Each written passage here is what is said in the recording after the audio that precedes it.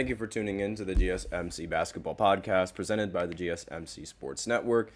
I am your host, Nelson, here on this wonderful Friday afternoon. And in this episode, we are going to be talking about Game 1 of the NBA Finals in the first segment. So, obviously, like the first game of the Finals, it started yesterday after a long week of no basketball. So, we're obviously going to be talking about that in the first segment.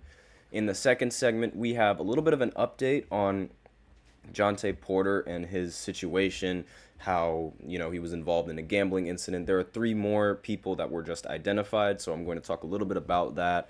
And then we also have a third segment where we are going to talk about the NBA and its possible expansion. Adam Silver talked about possibly expanding the league in a press conference in Game 1, so we'll talk a little bit about that. Then in the fourth segment, we have more Cavs drama. There is a trade proposal that I do want to talk about between some of the players and a team that you will find out in the fourth segment. We also have a special fifth segment that I reveal at the end of the fourth segment, so be sure to stay tuned for that. Before I begin, however, I'd like to remind everybody to please tip and to donate to get your comments recognized, or by using the link in the description or the link that's displayed below the ticker on every show segment. That is gsmcspodcast.net. It really helps the show, makes the show much more interactive between myself and you guys. Once again, the link is gsmcspodcast.net.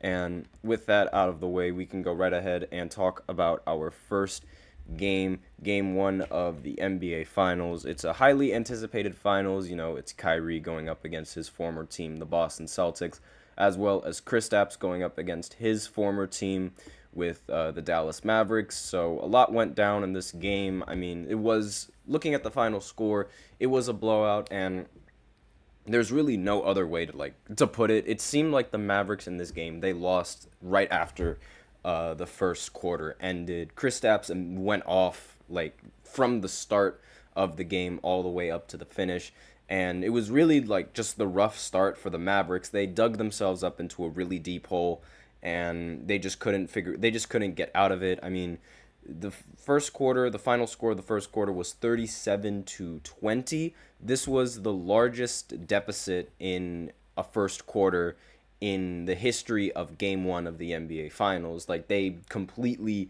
dominated the Mavericks in every single facet in the first quarter. And the Mavericks, they ended up, they were rallying, they were making efforts to try and come back, but it's just ultimately fell short because, every single time they'd outscore the Celtics, in every single quarter up until, in the second half, but it wasn't by much. And when they were scoring, Boston would just quickly answer back. They needed to be that efficient from the jump, and they just weren't that efficient from the jump, and that's really what costed them. Now, some of the key players of this game, for Boston, was one of the key players was Jaylen Brown. Obviously, he's your Eastern Conference Finals MVP. He ended the game with 22 points, 6 rebounds, and 2 assists. He was the leading scorer for the Boston Celtics, shot 7 of 12 from the field, and missed 4 3-pointers. He shot 2 for 6, but, being the best scorer on the team that was winning, doesn't get any better than that. And obviously, as I mentioned before, Kristaps, he ended the game with 20 points on 8 for 13 from the field and 3 blocks along with 6 rebounds. Those 3 blocks came early in the first quarter, if I remember correctly. And Jaylen Brown, he also ended with 3 blocks in this game. I didn't put that up there because, wanted to highlight the rest of his. I probably should have put that up there. It's better to highlight the 3 blocks than to highlight those 2 assists now that I think about it. But this was the final score, and part of the reason why the score was so lopsided was because Kyrie didn't really show up in this game. Now, there's a little bit of a narrative going around in the since the postseason has started. Now, Kyrie is, I believe now with this game, is 0-12 since stepping on the Celtics logo all the way back when he was a Brooklyn Net. And I believe it was in Game 1 where he did that against the Boston Celtics after they ended up losing that game. And ever since he stepped on Lucky, I think that's what they call it, he hasn't won a game against Boston since. And the narrative around it is that, like he now, since he stepped on it, he's really unlucky because you know how the Boston Celtics, like the leprechaun and like the clovers and like the luck and all of those little things that go into the logo that they have. And it's like ever since he stepped on him, it's like it generated a bunch of bad luck. We also know how spiritual Kyrie is, and like how if you do certain things in a certain way, it could invoke some bad spirits, this, that, and the other, whatever it is that you want to call it. But there is some sort of, I don't know what exactly the right word is. There's some sort of bad energy like there, as what the media is trying to like portray in that situation, because it's like him, ever since he stepped on him, he hasn't won a single game, and he hasn't played well against them either. Like he shot 6 of 19 from the field. He only had 12 points, and he missed every single three-pointer that he took. And if the Mavericks, if they want to make this series somewhat competitive, they're going to need a lot more from Kyrie Irving. And they had enough from Luka. I mean, 30 points and 10 rebounds is about as good of a game as you can get. But Luka also ended with a career low 1 assist. Now, since it is a career low in the postseason, it's kind of baffling, because that was what made Luka so different from a lot of the other scoring point guards. It's his ability to pass, and the Celtics prevented him from being able to do that in an efficient manner. So they were able to mitigate Kyrie, and they were able to mitigate Luka to some extent. I mean, Luka still had 30 in this game, but he had to shoot 26 shots in order to get that 30. So it wasn't like it wasn't like the Mavericks were shooting efficiently in this game at all. And as a team, the Mavericks went 7 for 27 from 3. That's 25%. And the Celtics, they went 16 of 42 from 3, which is 38%. And already the big difference is the 3-point difference, and that's really the big difference in terms of offensive production for the Boston Celtics. They were getting a lot more out of their 3-point shooters, and as opposed to the Mavericks. Now, it's going to be really tough for Dallas to, I guess you could say, like, sort of find themselves again. It was a long break. I don't really think the break had anything to do with the result of this game, however. Like, again, it was really, like, the biggest problem was the fact that Kyrie didn't show up, and I feel like once Kyrie figures it out, then the Mavericks will be off on a much better foot than they were in this previous game. So the Celtics, they're up 1-0 in the series, and the next game isn't going to happen until Sunday on June 9th. So it's going to be a lot of waiting time between every single game. So it gives them time to come up with a game plan for like how they're going to go into this game, maybe what Kyrie needs to do differently, all those kinds of things. There's going to be talks about it without a doubt in the locker room. And that there's really not much to be said about this game. I mean, it was it was just the Celtics dominating from start to finish. And again, like I said, the Mavericks, they were like rallying at certain points of the game, but those rallies ultimately ended up being for nothing. And it's really just the fact that they put themselves in a hole early that they couldn't dig themselves out. And maybe if they would have had a much, closer first quarter, the result of this game could have been different. And if Kyrie were to play well, the results of the game would also be different. So that's really the big story behind this game. There wasn't really much to follow because throughout most of the game, it was just, a Celtics blowout. And I really don't like those games because it doesn't leave me with much to talk about, especially when it's like so lopsided as it was.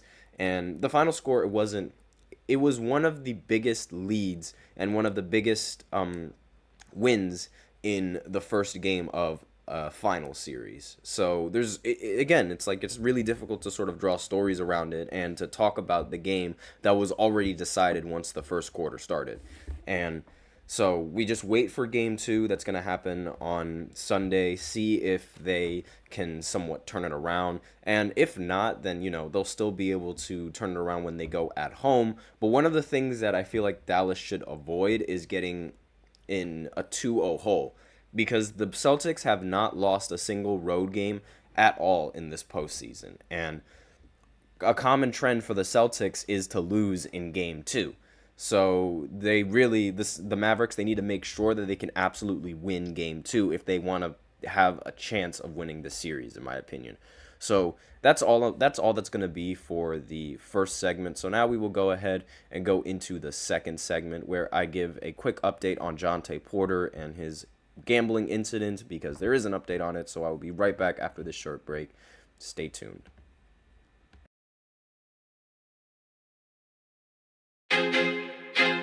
I feel like I'm losing my mind. Is everybody in the world blind? Please, Lord, give me a sign, a sign. I feel like I'm losing my mind. Is everybody in the world blind? Please, Lord, give me a sign, a sign. I wanna be the greatest. Everybody on the fake shit. I look around and feel like everybody is the fakest. I make this every day and I'm impatient, hoping one day I blow up from the basement. Statement, the top is so vacant. I don't hear shit that I think is amazing. Waiting for my day when I'm playing sold out shows for 1,000 faces. Hey, give me that crown. Get in my way and to be put down. It ain't your place, all this my town. If I want that shit, then I'll get it right now. I'm losing it, the noose it fits. I'm losing shit, a stupid myth. You choose to live or choose to dip. You choose to fight or lose your grip and lose a gift. Oh, I feel like I'm losing my mind. Is everybody in the world blind? Please, Lord, give me a sign, a sign. I feel like I'm losing my mind. Is everybody in the world blind? Okay, for some reason the overlay is it's not doing its thing, so just give me 1 second. I'll be right back.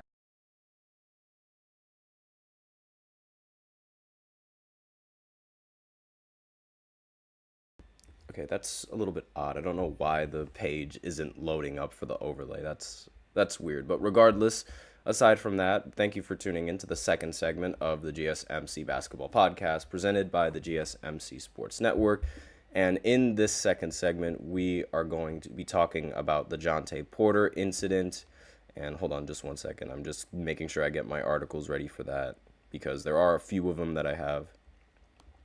And before I begin with this segment, I'd like to remind everybody to please go ahead and use the link in the description to get your comments recognized, or the link displayed below the ticker on every single show segment. That is gsmcspodcast.net. It really helps the show, makes the show much more interactive between myself and you guys. Once again, the link is gsmcspodcast.net.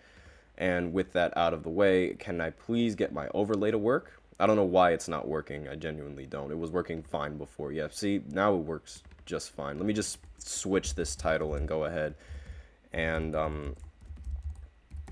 continue with this segment. My bad for the technical difficulties. I was not expecting that at all.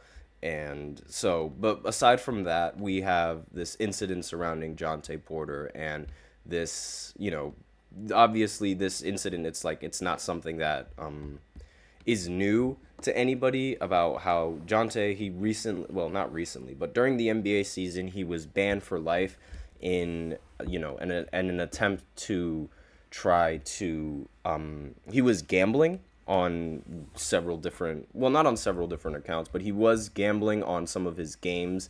And two of those games in particular were the reasons why he was prosecuted and the reasons why he was banned for life from the NBA. But it turns out that it is, it's much more than just him gambling on his games. It was a whole, excuse me, it was a whole operation where it wasn't just one person involved. And we knew about another person that was recently just arrested in New York, as I alluded to in a previous podcast, but we didn't know how many other people were involved. And it turns out now we have three. Now the number has been confirmed to be 3 as of right now, because 3 Americans, they were recently charged with NBA sports betting fraud.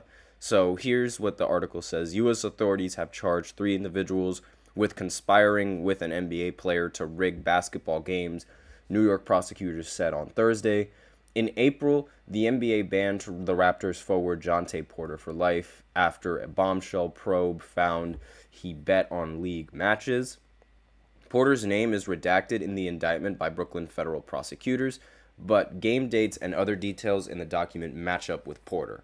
Now, according to the indictment, Timothy McCormack, Mahmoud Molla, and Long Fi Pham, also known as Bruce, as I mentioned in the previous podcast, and we know that Bruce was, in talks between him and Jontay Porter about this entire situation. So definitely is Jontay Porter involved in the indictment.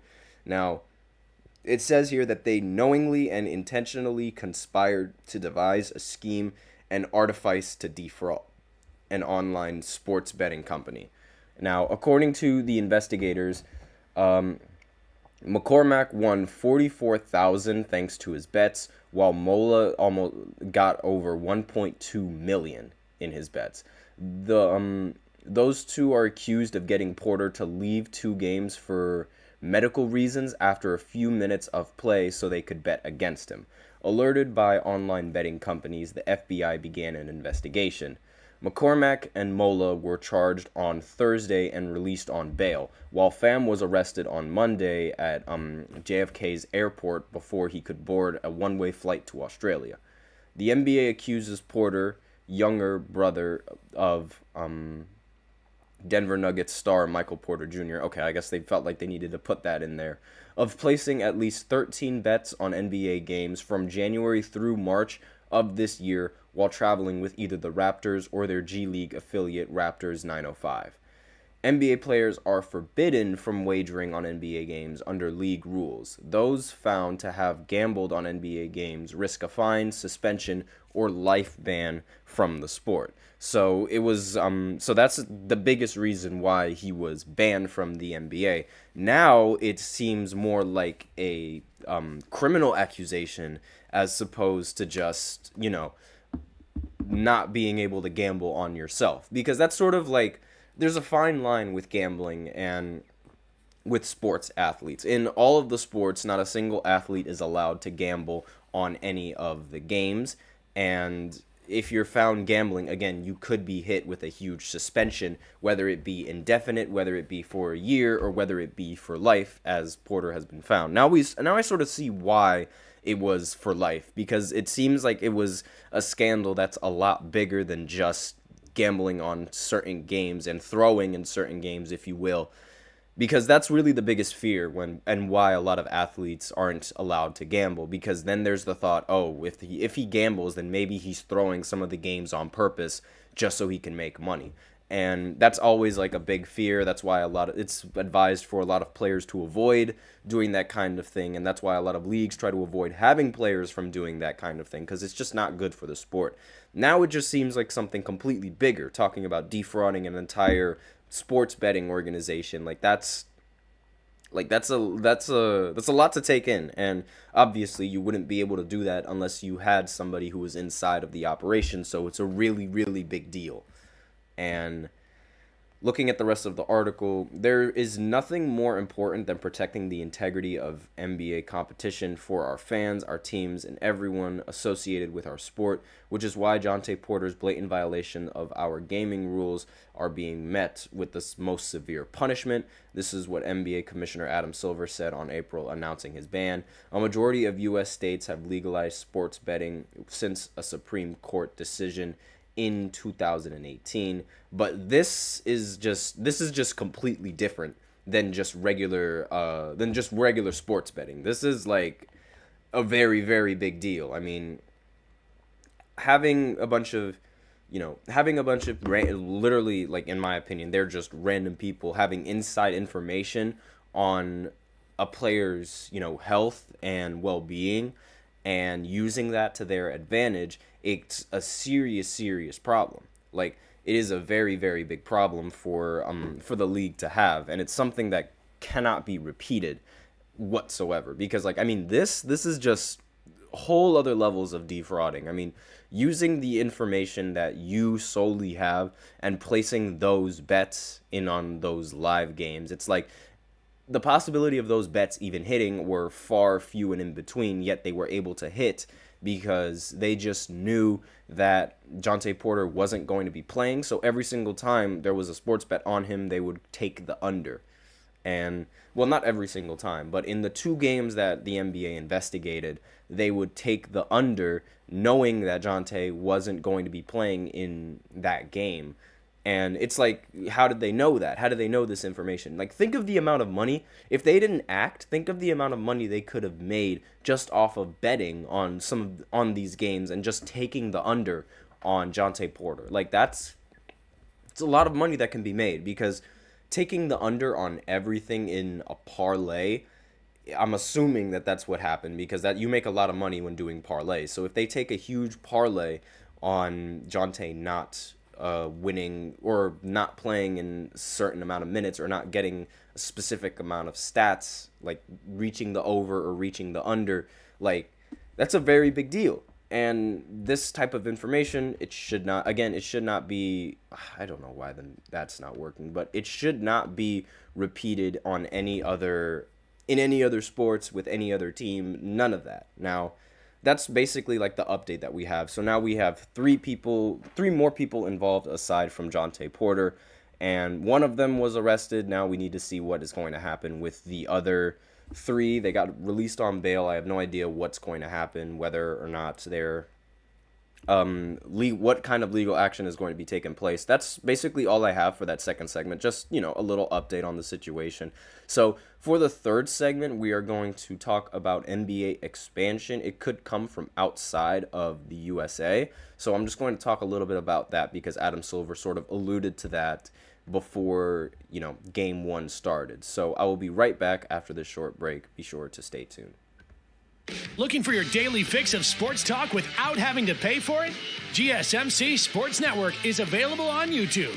Just search GSMC Sports Network. Get your fix of daily sports talk shows on YouTube, absolutely free. NFL, college football, NBA, MLB, MMA, UFC, fantasy football, and so much more.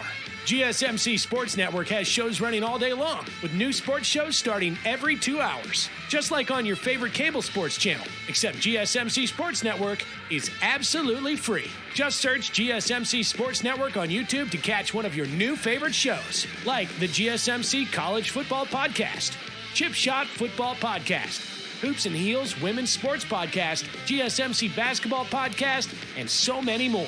Check it out for yourself. GSMC Sports Network, now available on YouTube absolutely free. Search GSMC Sports Network on YouTube right now. I don't know why this keeps happening with all of the pages, but it's like, it's not working today. The pages aren't working. It's not. This sucks. But regardless, thank you for tuning into the third segment of the GSMC Basketball Podcast, presented by the GSMC Sports Network. And in this third segment, we are going to be looking at NBA expansion outside of the United States. And the fact that there's no overlay on the outside is bugging me. So I'm just going to quickly see if I can fix it right here. Just give me 1 second.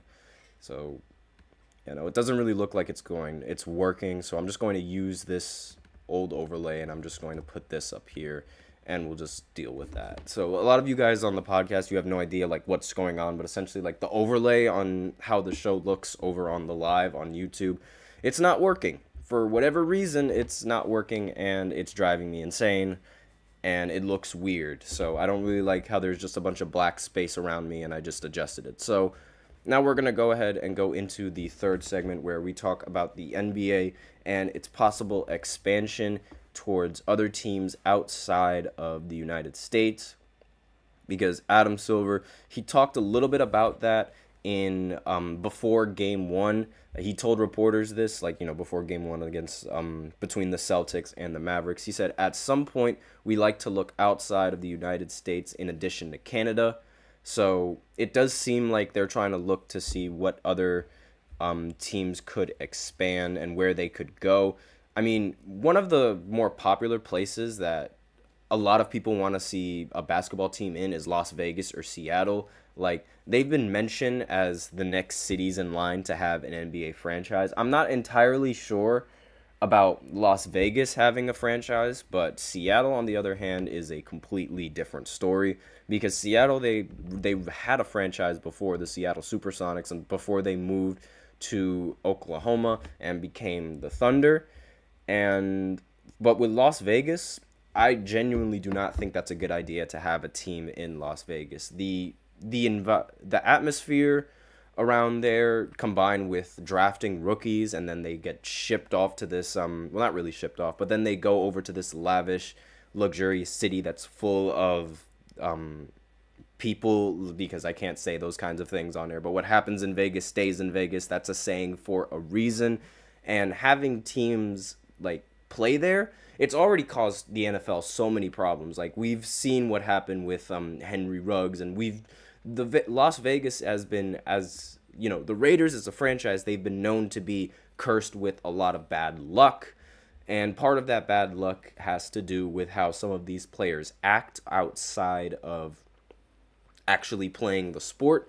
And it's just not I don't think it's a good environment to bring rookies over to. Like, it doesn't really promote much. And I remember this one time where Pat Riley, he told a rookie that he better not see the rookie playing or like doing anything outside of basketball. Like, he better not see him on any sort of headlines, because he understood that Miami and the city of Miami is crazy, and the city of Miami, you know, it makes people do a lot of things. We have someone in the chat, Dragos Tasca, hello from Romania. Oh, well, hello from the United States. It's always nice to get a bunch of different people from different backgrounds in the chat. It always warms my heart. So we're talking about expansion with, you know, the NBA between a bunch of other teams outside of the United States. I'm not entirely sure how that's going to really work. I mean, Vancouver, they used to be the Grizzlies, but they had a really difficult time in sustaining that franchise, which is why they moved over to Memphis. And the only other franchise that has been, you know, not an American franchise, I guess you could say, is the Toronto Raptors, and they're still pretty popular in the NBA. They became even more popular when they won that championship, and obviously, you know, they're just looking for a lot more ways to expand their league. But I feel like it's just going to be really difficult, especially when you don't live in the United States, because when you think about it, all of these teams, they're in the exact same continent, so it's like they're relatively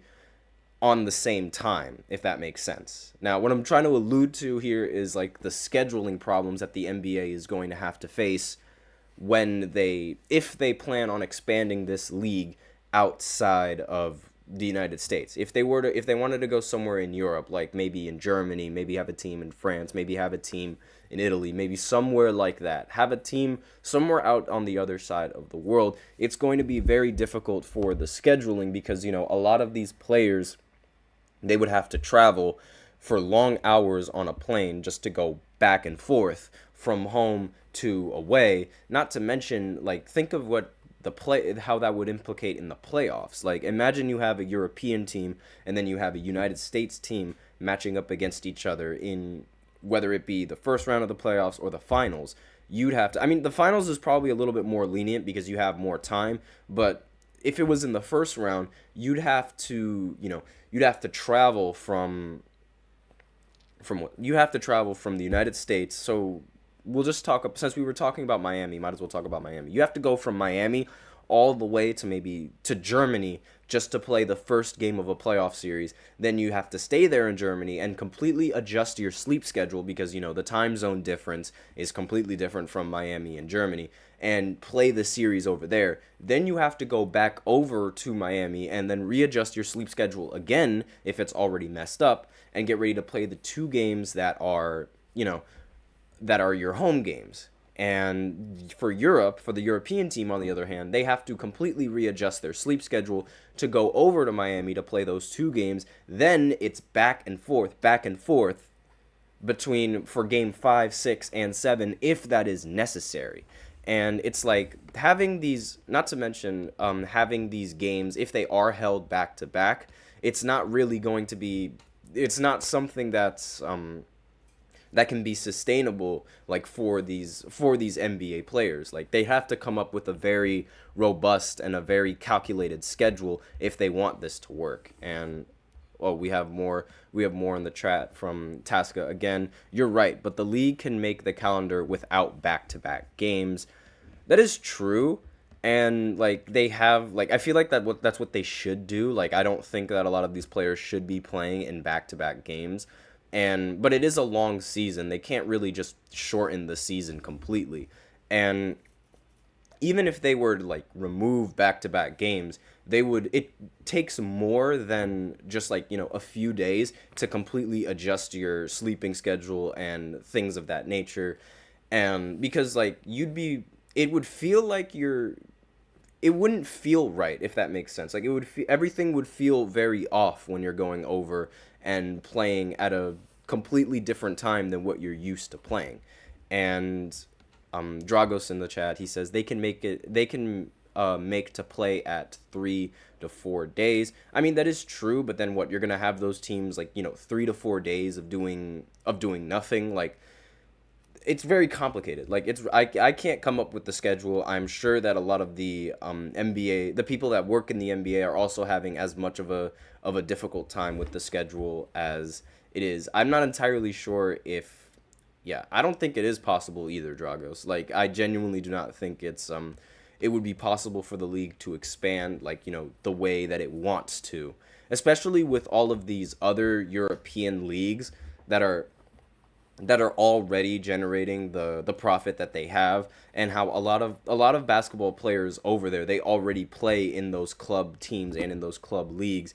And I don't know, I feel like having the NBA go overseas like that, it's a huge shift in basketball focus for a lot of the fans out there in Europe, and it's also going to be a huge shift for a bunch of NBA players to be able to adjust to playing in Europe. Like I mean, the NFL is desperately trying to do it, but it doesn't really seem like that's something that the NBA can do. And it's like, oh, Drago, he says, here in Europe they play from 3 to 3 days or 4 to 4 days. Right? It's very different, like how the scheduling works in European leagues and how it works in the NBA leagues. And that's also something that a lot of those players, they would have to adjust to if they plan on joining that, NBA team that is overseas. Like, again, it's the ridiculous scheduling that's going to be a problem. Not to mention some of these, some of the primetime games might also be a problem, because like you might have games start as early as like 6 o'clock in the morning. I know in the NFL,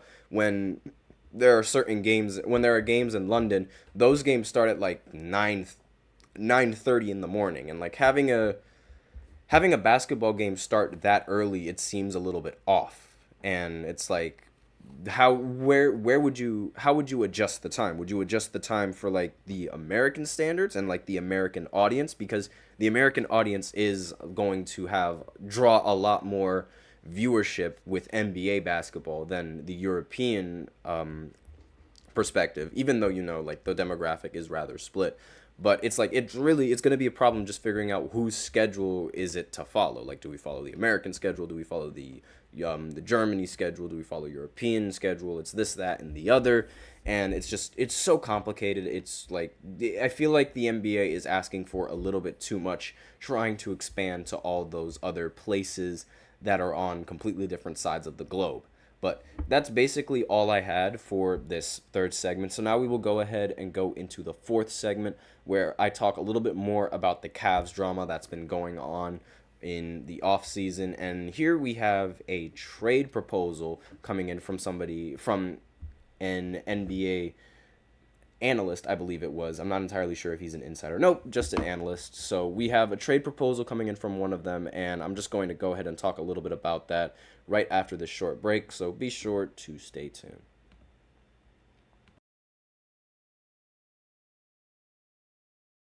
For the best and latest podcasts available anywhere, go to the podcast app on your cell phone and type in GSMC to access free content-rich podcasts on health and wellness, book reviews, sports, entertainment, relationships, social media, movies, technology, finance, and even weird news. Subscribe and download the GSMC Podcast Network's family of shows, available everywhere podcasts are found.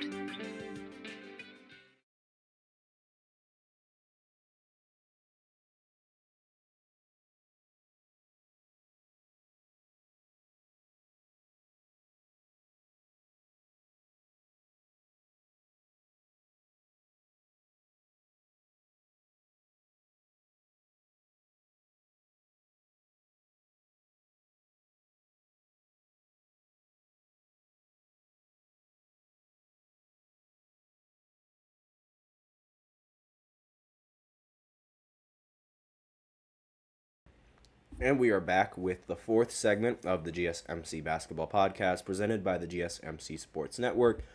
And in this fourth segment, we are going to be continuing with the Cavs drama. As we know, there's been a lot of, chatter, a lot of talk around the Cavs potentially trading either Garland or Donovan Mitchell, needing to choose between one of those two guards to lead the franchise. There's also talk that the Cavs organization doesn't want to trade those two guards, and there's all sorts of comments going around about how, the coach that they previously had wasn't a really good coach. All this, it's just all sorts of drama. And here we have an NBA analyst proposing a trade that would send Darius Garland all the way over to New Orleans to the Pelicans in exchange for Brandon Ingram. Now, Dragos in the chat, he says he's a Celtics fan. I mean, seems like everybody's a Celtics fan now, at least everybody that I talk to. And so this trade proposal, it's, it seems out of the blue. Obviously, this is not an official trade proposal. This trade between Garland and Ingram, it's literally just a proposal. It's not official. It's from an NBA analyst, but I just wanted to talk a little bit about that because both of the organizations have been in talks of, trading, not together, but respectively. There have been talks that have been surrounding Brandon Ingram might get traded, and with the Cavs there were talks saying that Garland might be the one that gets traded on the Cavs, even though that the Cavs don't want to trade either of those stars. So the trade is literally, it's as simple as a player swap along with a pick. So New Orleans is going to receive Darius Garland, and the Cavs are going to receive Brandon Ingram along with a 2025 first-round pick via the Lakers. Now, the Pelicans, they're interested in acquiring Garland, and the Cavs are interested in acquiring Ingram, which is why this trade proposal was even put up front there. These are these are sources that told HoopsWire, so it's take what you will with these sources and whether or not you believe they're valid, whether or not, because we have no idea whether or not these are valid or whether or not these are just rumors and whether they're just generations or whether there's any truth on these sort of things, because now with the Cavs story, I'm not entirely sure which is true and which isn't true, because here we have on one end where it seems Darius Garland is rather unhappy in the situation and the Cavs are willing to trade him, and then we have on the other end where we find out that the Cavs don't want to trade either of them. So it's not really easy to follow exactly what side of the drama is true, what side of the drama is all just rumors, and what side is going to be reality. It's not easy to decide. Now, Dragos, he said he supports the Celtics since Kevin Garnett with Rondo and Paul Pierce and Ray Allen, all of those guys. So yeah, it makes sense. And that team, it was arguably the best team that the Celtics have had in a while, apart from this one, assuming that they win the championship. So we're going to see what happens in the series. Now, Ingram, he averaged 20 points, 5 rebounds, 5 assists, and he shot 49 from the field and 35% from 3, as well as 80% from the free throw line. He'll make $36 million next season in his final year of his contract. Garland, he averaged 18 points, 6 assists, 1 steal, and he shot 44% from the field, 37% from 3, and 83% from the free throw line, and he'll be making $36.7 million next season.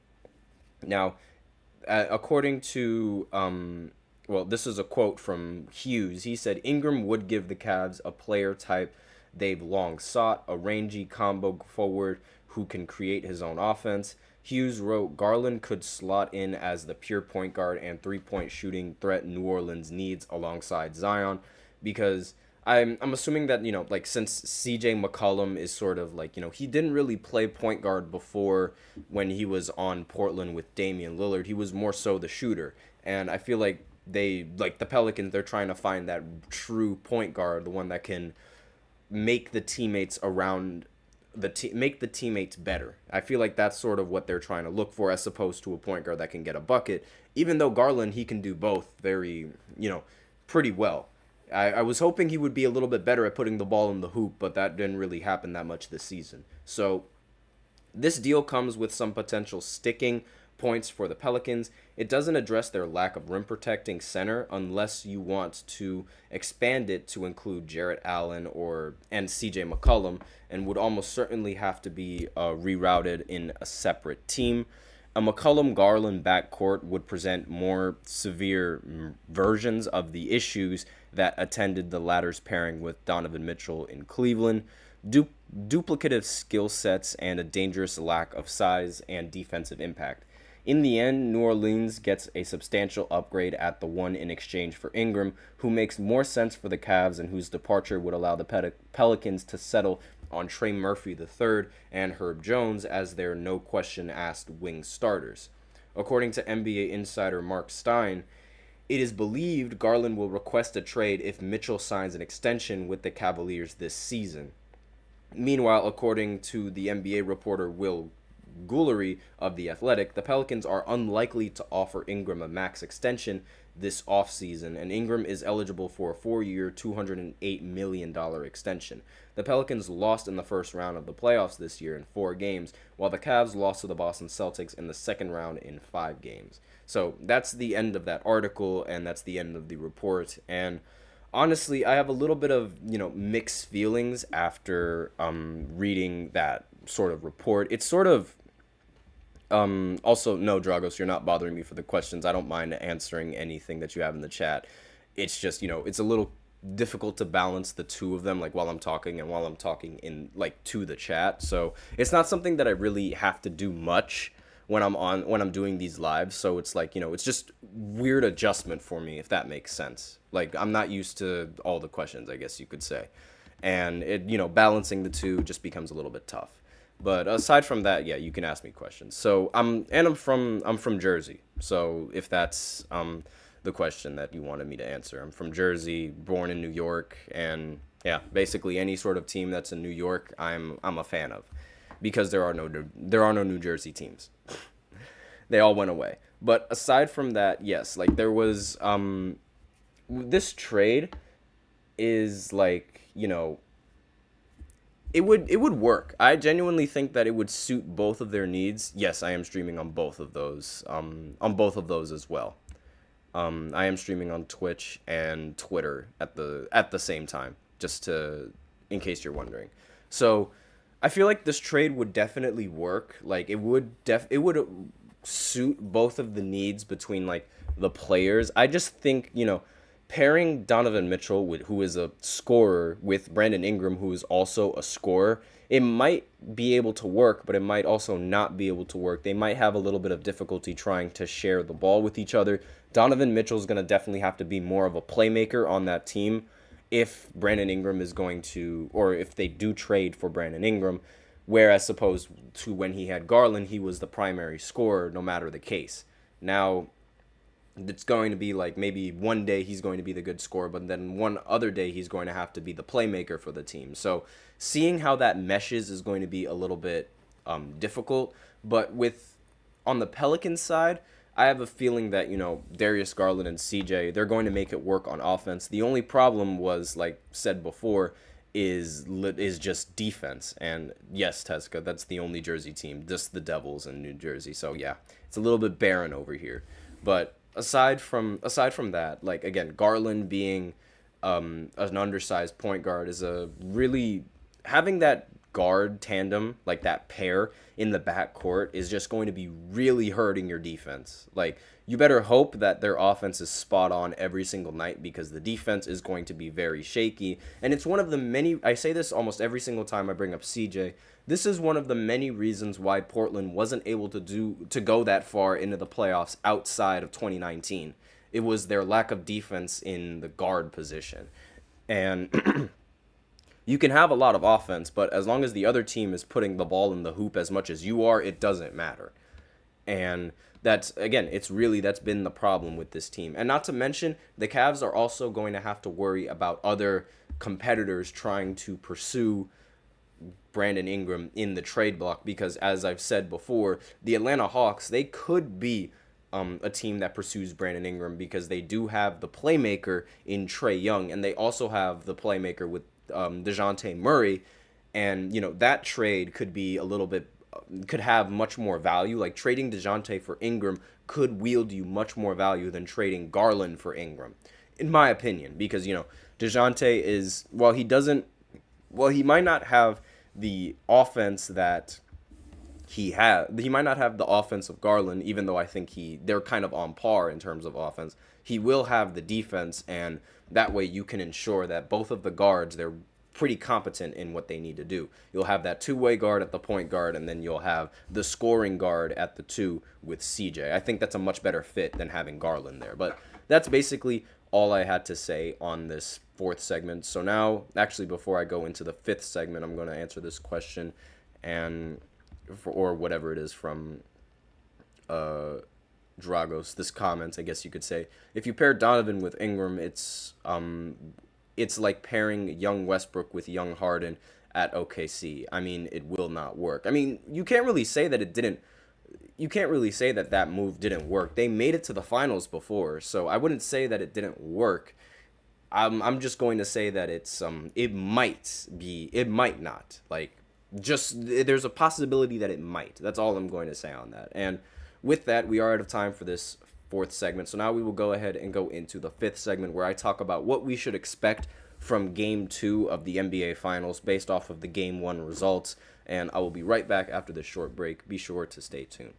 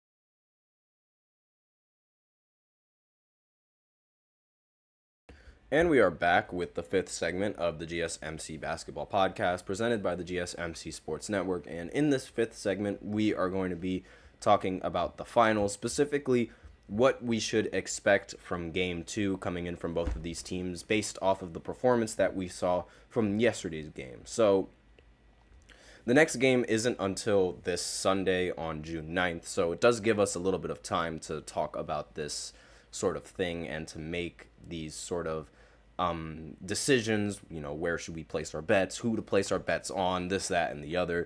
And judging by their sort of pattern in this postseason, I feel like we should expect the Celtics to lose this second game against the Dallas Mavericks. Now, this is just because of the trend that's been going on with a lot of these games. I mean, the Celtics, they've lost in Game 2 in all of the series except for the most recent one, where they played arguably one of the more weaker teams in the Eastern Conference. I'm sorry that I called, the Indiana a weak team, despite the fact that they ended up making it to the Eastern Conference Finals.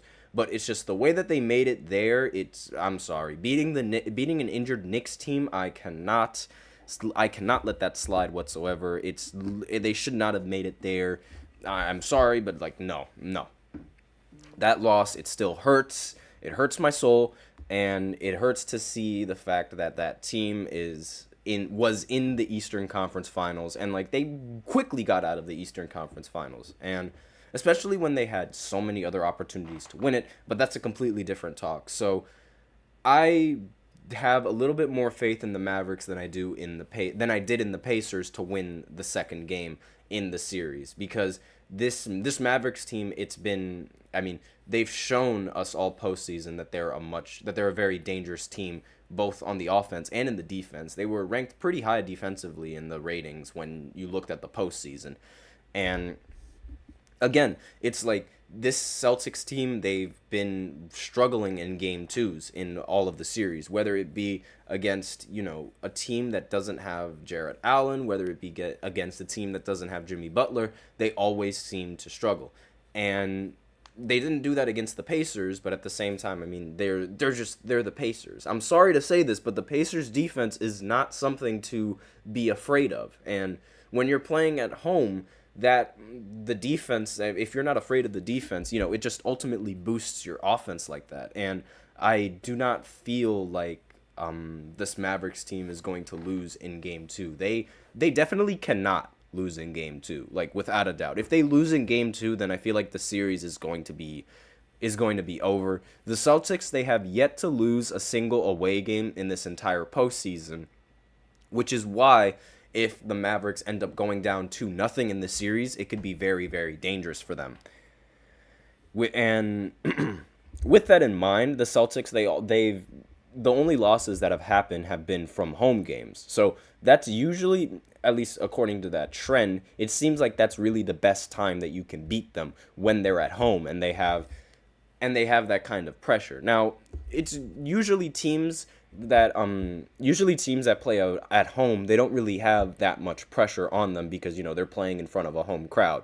But teams like New York and Boston and LA, with like really high markets and with a lot of people in attendance, it's not really the same thing. Like I mentioned how with New York, having home court advantage might actually be a disadvantage because the New York media is relentless, on top of the fact that like there's a pressure on, if you don't do well, your own fans are going to start booing you. That's sort of a similar thing that the Boston Celtics have, where it's like you have all these expectations at home, everything is in your favor, and like you just absolutely cannot lose. Like there's everything in your favor, being the favorite to win the game. They're the first Eastern Conference team since the Miami Heat to be favorited in a finals game. And it's like the first Eastern Conference team to be favorited, by the way, since the Miami Heat. And it's like you have all of these things pointed in your favor. You have the home court, and it's like you have home court, you have the odds in your favor, you have the better team on paper, everything's in your favor, meaning there is just more pressure on you and less pressure on your opponent, and that might create a huge disadvantage for a team more than it creates an advantage for the team, because you go in there thinking, oh, it's going to be really simple, and it's not really simple. That's been the story in every single game too that they've lost.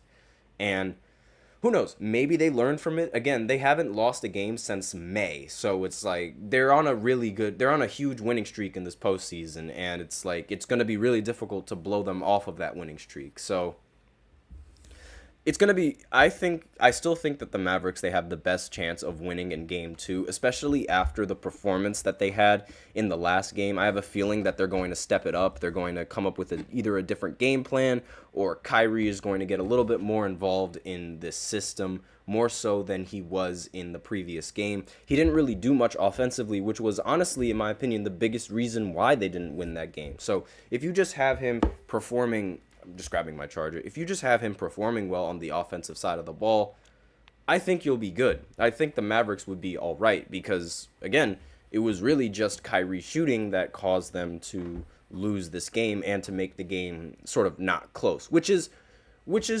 honestly like the biggest reason why this kind of, offense isn't really the best offense suited to win a championship, because there's so much pressure on your two stars And it's so much pressure on the two of them to perform. It's not easy to maintain that level of consistency in such an important game of your series and important game of your season as well. It's like just so much pressure on those two specific players alone. Not to mention the pressure being put on your teammates that need to hit timely shots in a timely manner. So, not to mention the offense also makes putting people into a rhythm a little bit difficult, even if they are a phenomenal three-point shooter. So, like, again, like, this offense, it won in 2016, so, you know, there's argument that can be said, oh, well, this offense worked at one time, so maybe it could work again, but it's also, it's not as often that you see a team composed of just two players winning the championship, right? And you're going to need a lot more than just two players to perform consistently every single time, which is why I wasn't a big fan of this. This was the biggest reason as to why I didn't think this offense was going to make it far in the postseason, because just relying on those two players, while they're phenomenal players, you can't just rely on the two of them. And that's basically all I have for this fifth segment. I expect the Dallas Mavericks to win in Game 2 and make it a little bit more competitive of a series just so they don't get swept. But aside from that, not really much that needs to be talked about. Just get ready for the game that's going to happen on Sunday, and be sure to tune in to my podcast on Monday, which I will definitely be talking about the Maverick. I will definitely be talking about that game in the first segment. Once I go over it. Oh, wait, I have something else in the chat that I have to go over. Dragos has another comment. It's a high pressure on Irving because he is the only form of, hold on, I can't read that whole thing. He's the only from the Mavs team that has experience in the finals. Oh, okay. Luka, because of the media, has very high pressure, and that does make sense, and I do understand that, you know, Kyrie, he's been, of all the players that's on the Dallas Mavericks, he obviously has the most experience being in the finals. He's been to 3 in a row, and obviously, you know, he knows that pressure, but it's been a while since he's been to the finals. Like, if we're being blunt, it's been since 2017 since he's been to the finals. That's a 7-year gap. So he might be full of, like, you know, a lot of pressure. I also think it's the pressure of playing in Boston for him. I don't know what it is. He's just been really unlucky playing in Boston since that game 1 against the Celtics when he was on Brooklyn. He dropped 39 points in that game 1, I believe. He was absolutely ridiculous, and ever since then he's just been really lax against Boston. So, you know, but again, it's definitely something that he needs to improve and something that he needs to work on. So that's going to be the end of the podcast for this. That's going to be the end of this segment. So thank you for tuning into the GSMC Basketball Podcast presented by the GSMC Sports Network. Your support means a lot to us, so please remember to subscribe to the show and leave a positive review. It really does make a difference. We also invite you to follow us on Facebook, Twitter, TikTok, and Instagram for more content and updates. And as usual, please remember to use the link in the description to get your comments recognized, or the link displayed below the ticker on every show segment. That is gsmcpodcast.net. It really helps the show, makes the show much more interactive between myself and you guys. Once again, the link is gsmcpodcast.net. That is all I have for you today on this show. Thank you so much for tuning in. Be sure to tune in on Monday, where I will give a little, a synopsis of the game 2 that's going to happen on Sunday. Be sure to tune in at 12:30 p.m. Eastern Time. And as always, take care.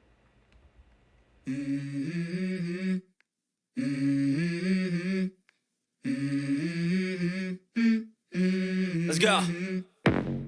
I wake up to a little bit of drool on my pillow, feel like it's gonna be a bad day. Yeah, I'm tired of shit, and the coffee ain't hit yet, damn ain't that